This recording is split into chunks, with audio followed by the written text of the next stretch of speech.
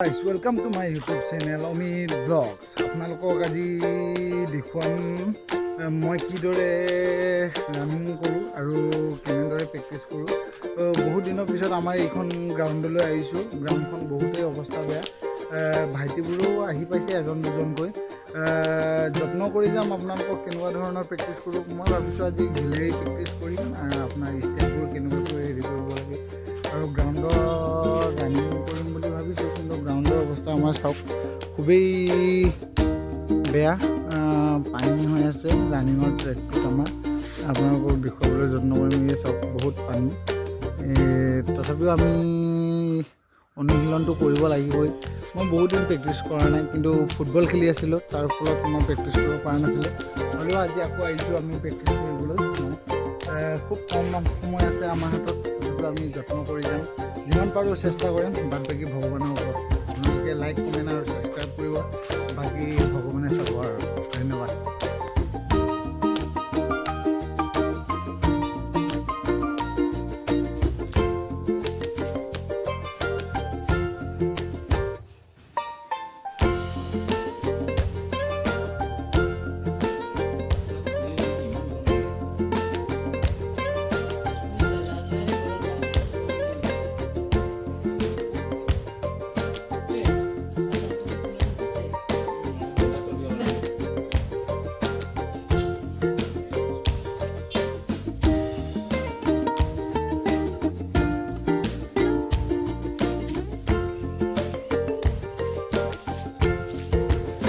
Guys, গ্ৰাউণ্ডৰ condition খুবেই বেয়া।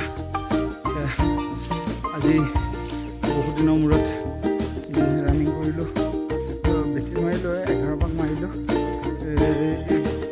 এই বোকা পানী বোকাত আপোনাৰ মাৰিছোঁ আমি 11 পাক, লাগিছে 10 মিনিট। আপোনালোকৰ টাইমটো কিমান লাগি আছে ক'ব। চব খুবেই বোকা, গ্ৰাউণ্ডটো স্পীড দিব নোৱাৰে। আজি মাত্ৰ 11 পাক মাৰিছোঁ, বহুত দিনৰ মূৰত মাৰিছোঁ। পেটে কামুৰি ধৰিছে, তাৰ বাবে দৌৰিব পৰা নাই। গাইজ চাওক, পূৰা বোকা ৰানিং কৰি চবৰে বোকা হৈ গ'ল। এতিয়া আমি পুখুৰীত আহিছোঁ ভৰি ধুবলৈ। মাছো পাইছে দেই, মাছ।